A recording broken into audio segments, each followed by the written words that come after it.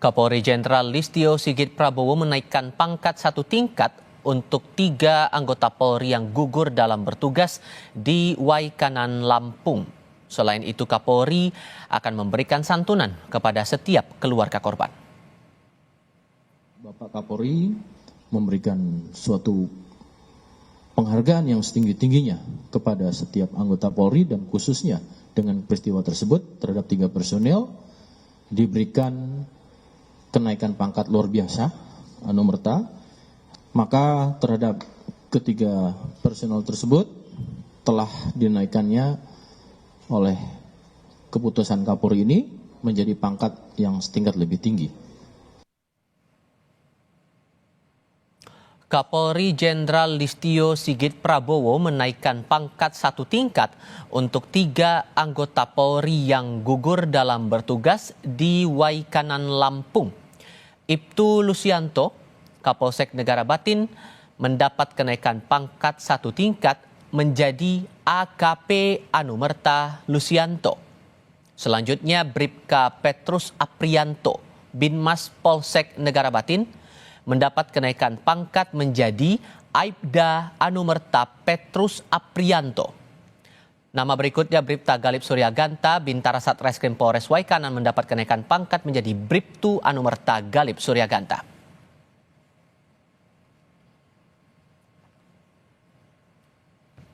Topik selanjutnya, survei Posko Presisi Polri menyebut 47% masyarakat enggan melapor ke polisi ketika tertimpa masalah. Apa penyebabnya? Putri seorang warga Kota Pekalongan baru-baru ini menjadi korban penipuan penjualan sepeda listrik yang diiklankan di media sosial. Modusnya, pelaku meminta transfer uang muka untuk faktur pengambilan sepeda listrik di salah satu toko di Kabupaten Pemalang. Oleh pemilik toko, Putri disarankan lapor ke Polres Pemalang. Namun petugas jaga menolak dan Putri diharuskan melapor ke Polres Pekalongan Kota. Mengaku takut stres usai merasa laporan aduannya ditolak Polres Pemalang, Putri akhirnya nekat curhat ke personel pemadam kebakaran. Aksi Putri kemudian viral di media sosial. Terima kasih buat Polres Pemalang sama Polres Pekalongan Kota sudah menindaklanjuti kasus kulo. Awalnya kan kulo bingung, udah ada yang nindaklanjuti, makanya kan kulo curhat mbek damkar. Kulo takutnya kan depresi, bukan kulo depresi, labripun. Makanya kulo kan curhat mawon tentang damkar. Alhamdulillah bapak-bapak mriki sudah menindaklanjuti kasus ini. Usai aksi Putri beredar di dunia maya, polisi dari Kota Pekalongan dan Pemalang pun akhirnya datang ke rumah Putri untuk klarifikasi. Kalau dari lokus atau tempat kejadian perkara di tempat kami, wilayah hukum Polres Pekalongan Kota. Tapi karena belum tahunya korban, asumsinya laporan ke Polres Pemalang karena diarahkan dari toko tersebut ya Mbak ya, ke Polres Pemalang. Polres Pemalang sudah menerima laporan dari korban penipuan online atas nama saudari Putri. Karena tempat kejadian perkara, kami sudah berkoordinasi dengan Polres Pekalongan Kota terkait tindak lanjut. Kejadian laporan warga ditolak polisi bukan kali pertama terjadi. Ketua Sekolah Tinggi Ilmu Kepolisian, Lembaga Pendidikan dan Pelatihan Polri, Irjen Dadang Hartanto menyoroti pentingnya peningkatan profesionalisme di kalangan Polri. Seperti kami kutip dari Kompas.com, Irjen Dadang mengatakan, sebagaimana kita ketahui dari hasil survei oleh Posko Presisi bahwa masyarakat masih banyak enggan untuk melapor kepada Polri, kurang lebih 47,4%. Ini merupakan fenomena yang harus kita tangkap dan pelajari. Menurut pengamat kepolisian Bambang Rukminto, keengganan warga mengadu ke polisi didorong oleh banyak faktor, seperti lamanya proses penyelidikan setelah aduan, hingga jaminan kepastian hukum.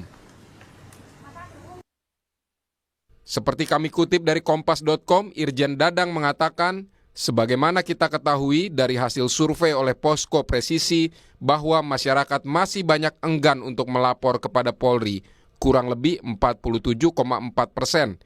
Ini merupakan fenomena yang harus kita tangkap dan pelajari.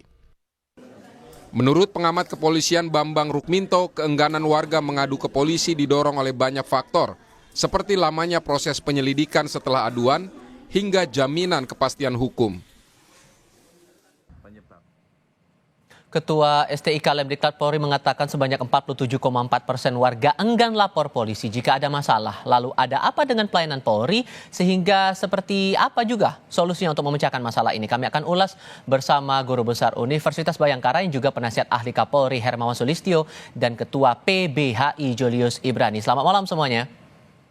Selamat malam. Terima kasih sudah bergabung bersama kami. Ada yang sudah mengadu, Prof. Kiki, tapi ternyata tidak dilayani. Ada beberapa juga yang mengaku lamban proses hukumnya sampai ke kepolisian. Jadi menurut Anda ini yang bikin orang enggan lapor polisi itu karena itu atau ada faktor yang lain juga kalau dari analisis Anda?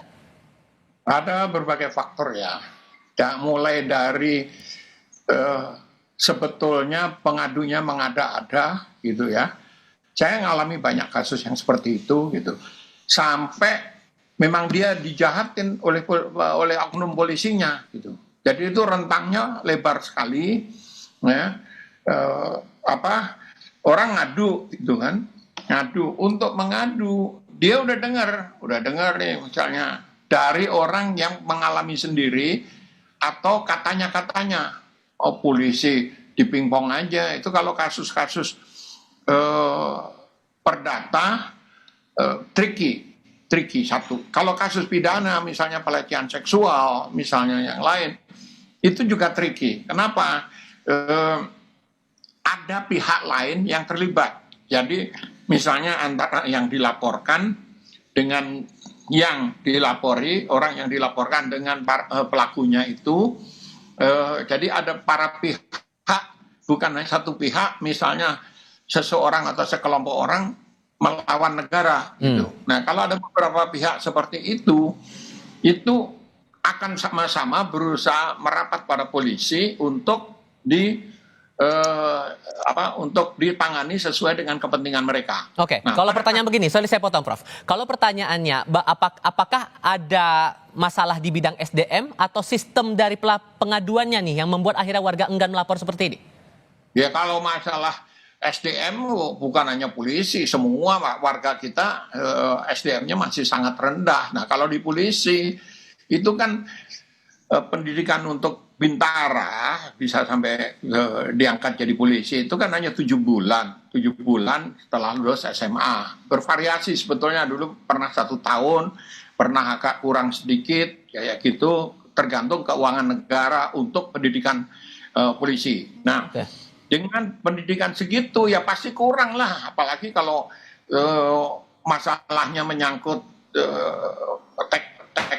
keahlian teknis seperti penggunaan internet dan sebagainya. Jadi mereka menghindari. Seringkali anggota itu nggak ngerti ini laporan soal sosmed, hina-menghina misalnya, dia nggak tahu, dia menghindar. Nah, kalau menurut Mas Julius, Anda sependapat dengan pernyataan Prof. Kiki atau ada analisis lain sendiri yang membuat akhirnya warga enggan melapor ke polisi? PBHI punya riset sendiri ya, Mas. Jadi problem durasi itu faktornya banyak, tapi nomor satu durasi. Durasi itu bicara proses yang begitu panjang dan tanpa kepastian, termasuk tanpa ada informasi yang rutin meskipun diatur dalam Perkap atau Peraturan Kapolri. Surat pemberitahuan perkembangan hasil pemeriksaan laporan itu harus 2 minggu sekali dilaporkan.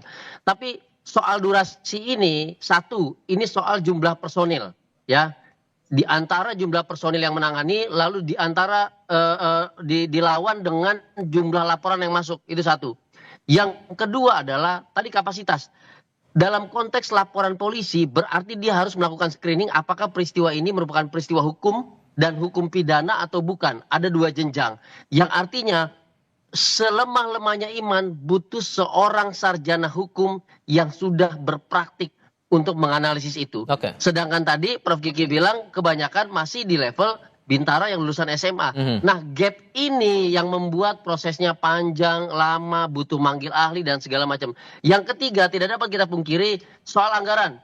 Itu penting. Apabila kita mau ada pemeriksaan yang cepat, kemudian scientific evidence based dalam pemeriksaan, maka kita butuh anggaran butuh ahli dan butuh alat. Kita tidak punya semua itu. Makanya proses lama dan masyarakat enggan untuk melapor gitu. So kalau dengan beberapa catatan tadi, akar masalah mana yang harus kita selesaikan dan solusinya bisa dalam jangka pendek, jangka menengah atau jangka panjang? Kita lanjutkan lagi diskusinya di segmen berikutnya. Usai jeda berikut.